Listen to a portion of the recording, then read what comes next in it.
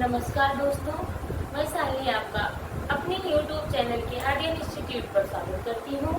दोस्तों, हमारी पढ़ने की श्रृंखला में हम थोड़ा और आगे बढ़ते हैं, जिसमें हम पढ़ रहे थे अर्धसमात्रिक छंद। अर्धसमात्रिक छंद में हमने कुछ चीजों को दोहा और सोरठा को पढ़ लिया था। अब बारी आती है दोस्तों बरवे की। इसी का दोहा अर्धसमात्रिक में बच्चों मैंने इसकी डिफिनेशन आप लोगों को बता चुकी हूँ नेक्स्ट वीडियो में। अब हम बरवे की बात करते हैं कि बरवे क्या है।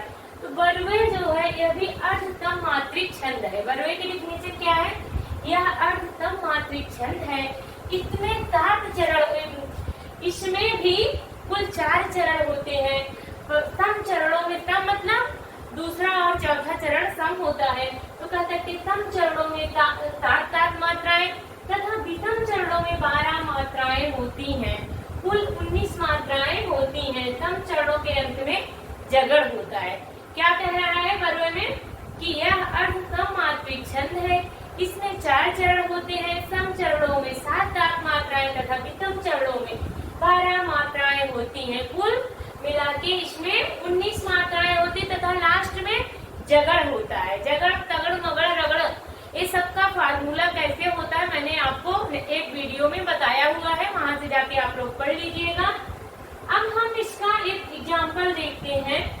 बाम अंग शिव शोभित शिवा उलार, शरद सुवारित में जनु तड़ित बिहार। अब इसमें हम मात्रा लगा के देखते हैं कि कितनी मात्राएं किस चरणों में आ रही हैं। तो पहला और तीसरा चरण जो होता है विषम का होता है, तो इसमें कितनी मात्राएं होंगी? 12 मात्राएं। 2 1 3, 3 2 5 1 6 7 8 9 10 11 12। यहाँ 1 लग गई है तो यहाँ पे 12 मात्राएं। विषम चरणों में 12 मात्राएं। अब सम चरण देख लेते हैं। 2 3 3 और 4 3 7। सम चरणों में 7 मात्राएं। सम मतलब दूसरा और चौथा, विषम मतलब तीसरा और पहला। ठीक इस प्रकार इसमें भी मात्राएं लगी, आप लोग इसको काउंट कर लीजिएगा। उम्मीद है कि बरवे छंद आपको समझ में आया होगा। नेक्स्ट आता है सममात्रिक छंद का एक चौथा जो छंद है, उसका नाम है उलाला। जैसे कि मैंने इसके ट्रिक में ही आपको बताया था, 200 बार उलाला, दोहा, सोरठा, बरवे और उलाला। तो अब इसकी डिफिनेशन हम कैसे जानते हैं दोस्तों? यह भी अर्धसमात्रिक छंद है। इसमें कुल 4 चरण होते हैं। सम चरणों में 13 मात्राएं तथा विषम चरणों में 15 मात्राएं होती हैं। ये ध्यान रखिएगा कि किस चरण में कितनी मात्राएं होती हैं।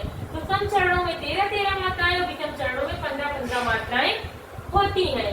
हे शरणदायिनी देवी तू करती सबका प्राण है, हे मातृभूमि संतान हम तू जननी तू प्राण है।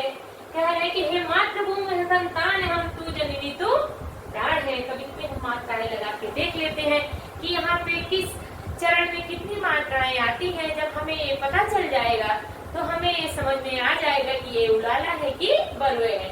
देख लेते हैं। 2 3 4 5 6 7 8 9 10 11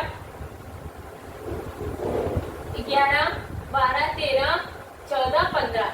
तो सम चरणों में 13 और विषम चरणों में पहला चरण आपका विषम है, तो यहाँ 15 मात्रा हो गई। यहाँ देख लेते हैं।